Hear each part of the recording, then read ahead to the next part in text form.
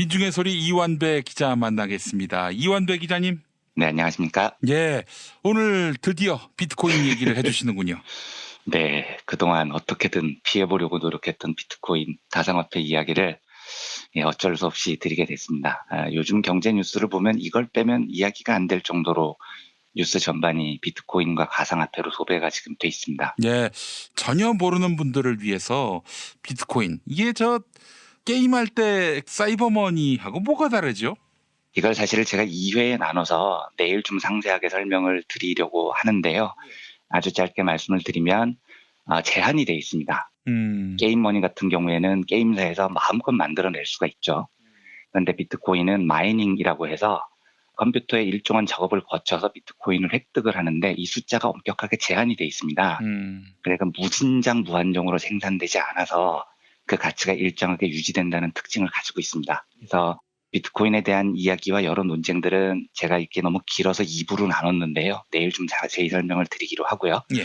어제 하여튼 이 분야의 열풍이 너무 거세서 정부도 특단의 대책을 내놨죠. 홍남기 국무조정실장이 주재해서 관계부처 차관회의를 열었고요.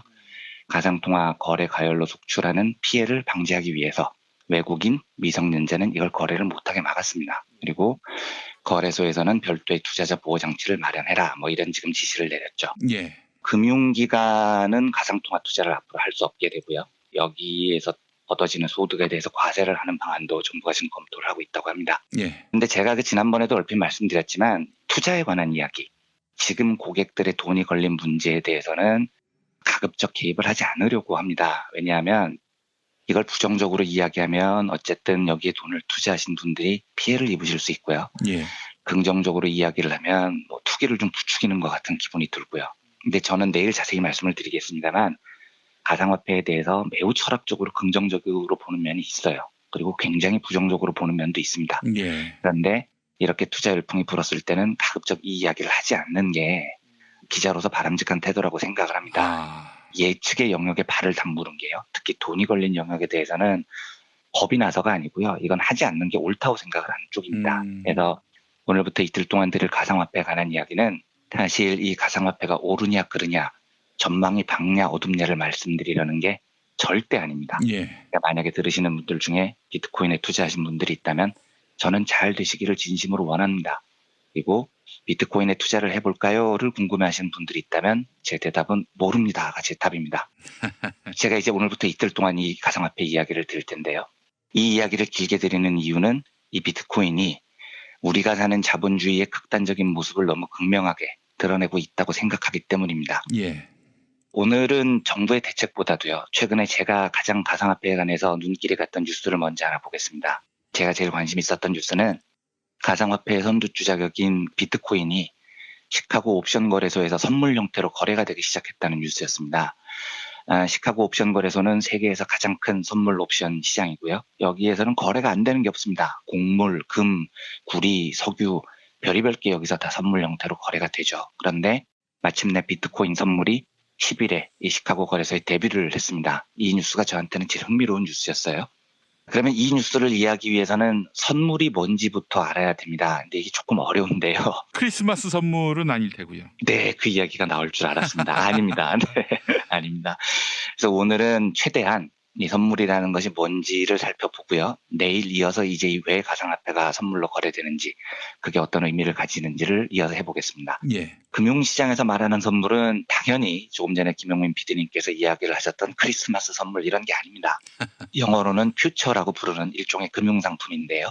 그런데 실제로 이게 그 주식을 제외한 금, 구리, 곡물 이런 상품의 선물을 전문적으로 거래하는 금융회사들이 과거에는 한국에 있었습니다. 삼성선물, LG선물 이런 회사들이었어요. 그런데 진짜로 연말이 되면 꼭 이 회사들의 전화가 왔다고 해요. 크리스마스 선물을 대량으로 주문하려고 하는데 어떤 거 파시냐고 이런 분위기가 있었다고 합니다. 예. 그러니까 그런 오해는 굉장히 흔한 오해라는 거죠. 그러면 영어로 퓨처, 미래라는 뜻을 가진 선물이 어떤 의미인지 살펴보겠습니다. 예. 선물은 원래 위험을 좀 줄여보자고 만들어진 상품입니다. 그러니까 예를 들어서 농부가 한 명 있어요. 가을에 쌀을 한 10kg 정도를 수확을 합니다. 그래서 이걸 팔아요. 그런데 보통 10kg 가격이 10만 원 정도 합니다.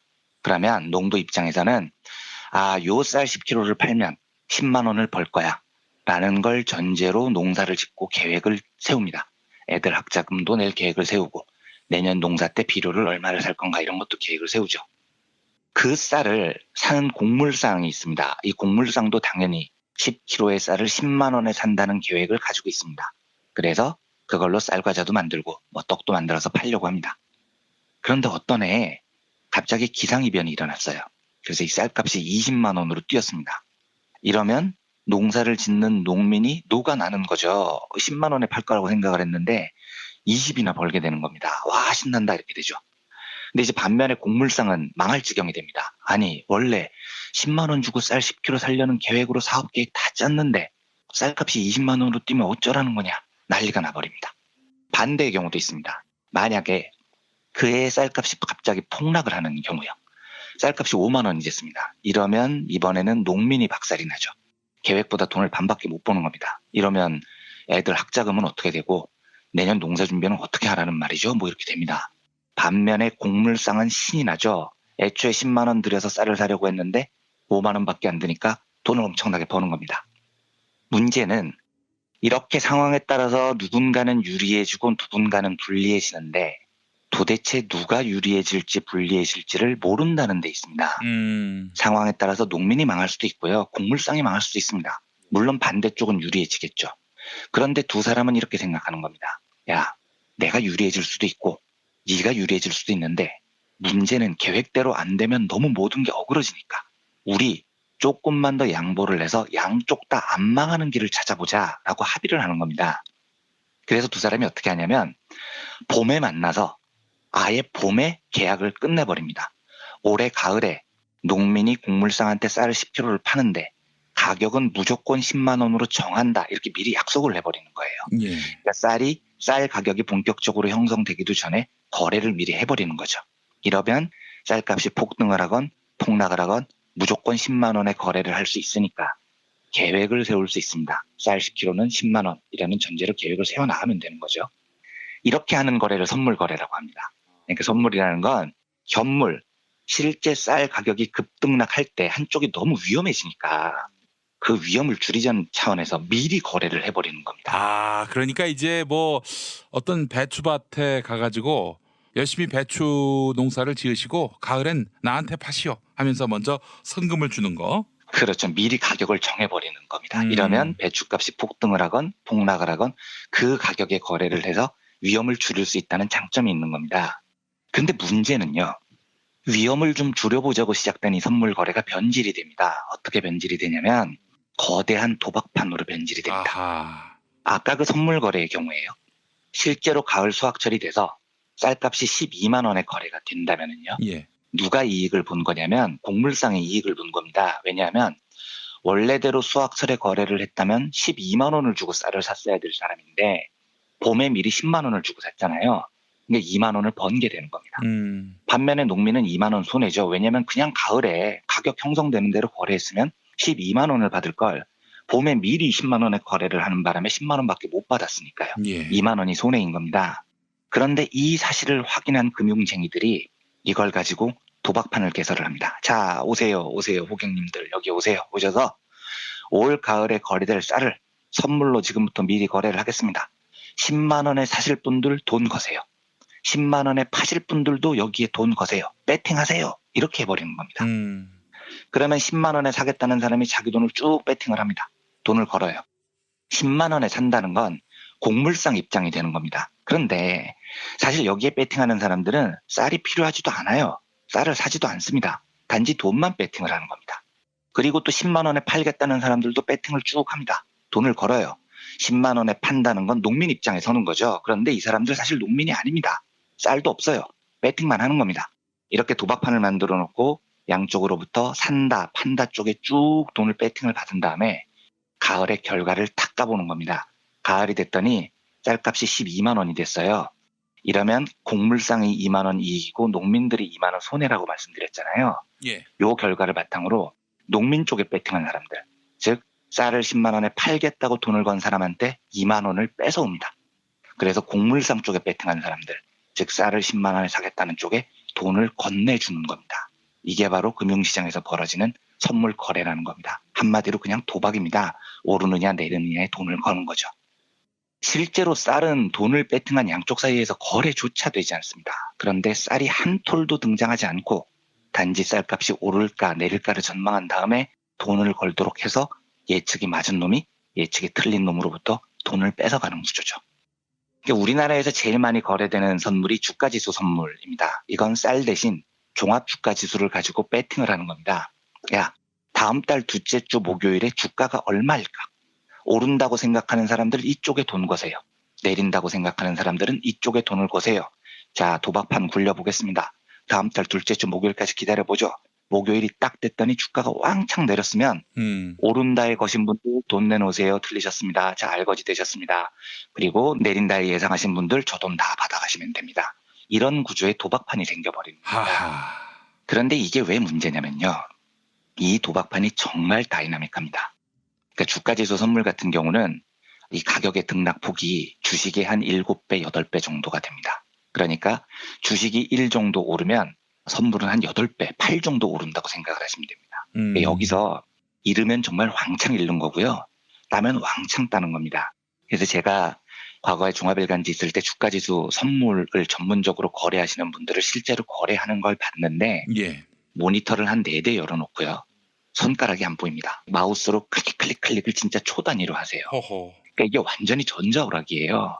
이게 잘못 다루면 너무 큰 돈을 한 번에 날리는 위험한 도박판이기 때문에 이 사람들은 예상했던 것에 비해서 조금만 잃어도 바로 손절매를 해버립니다. 하하. 예, 그리고 조금만 올라도 빨리 차익 실현 조금만 먹고 나와야 됩니다. 그래서 기본적으로 선물 거래는 데이 트레이딩입니다. 하루에 수백 번 매수 매도를 반복합니다. 정말 다이나믹해요. 정말 옆에서 보기만 해도 재밌습니다. 이게 얼마나 위험하냐면요. 영국의 유명한 금융그룹 중에 베어링 그룹이라고 있습니다. 무지하게 큰 영국을 대표하는 금융그룹이었어요. 20세기까지만 해도요. 그런데 1995년 2월 23일에 이 회사에서 선물에 투자하는 펀드 매니저 닉 리슨이라는 사람이 행방불명이 됩니다. 닉 리슨이 당시에 28살이었거든요.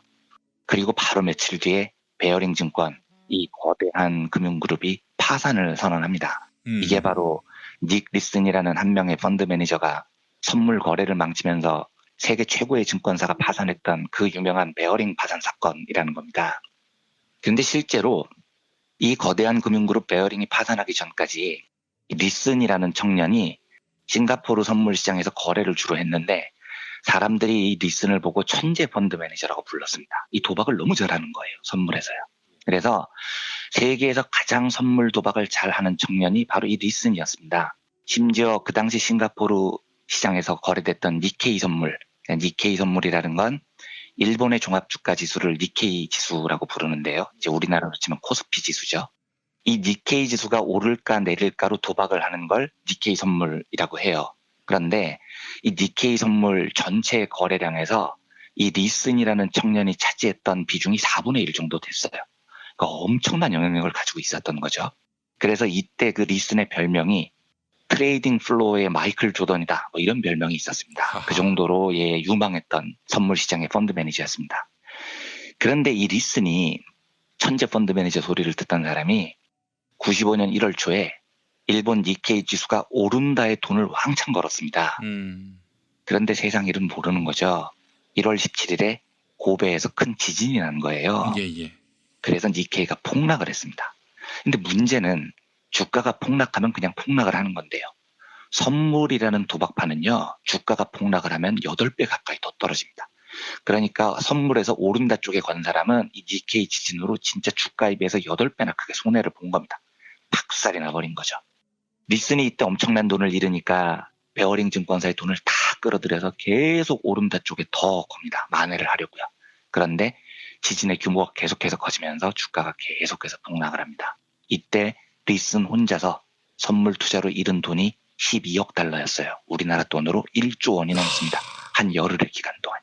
세상에. 그러니까 이게 1995년 일이니까 지금 가치로는 한 5, 6조를 며칠 만에 날려버린 겁니다. 네, 이것 때문에 그 거대한 베어링이 충격을 이기지 못해서 파산을 하죠.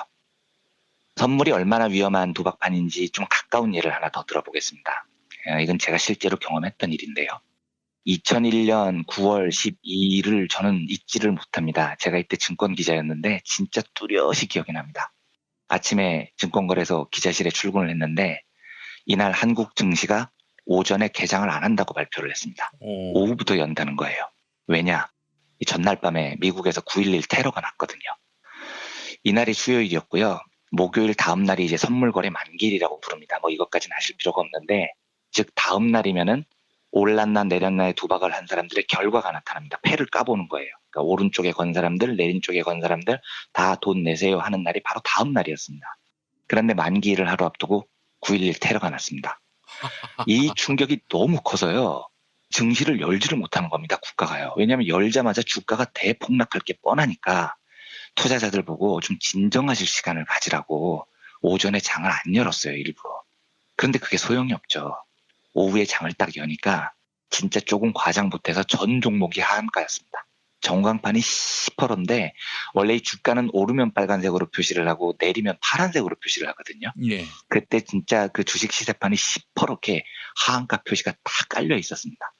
제 기억으로 하한가를 안 맞은 종목이 몇 개 없을 정도였어요.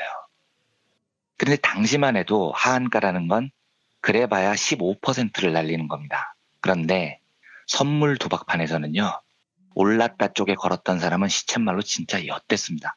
이 변동폭이 주가의 한 8배 정도 된다고 말씀드렸잖아요. 주식이 15% 폭락하면 선물에서는 90% 정도가 날아갑니다.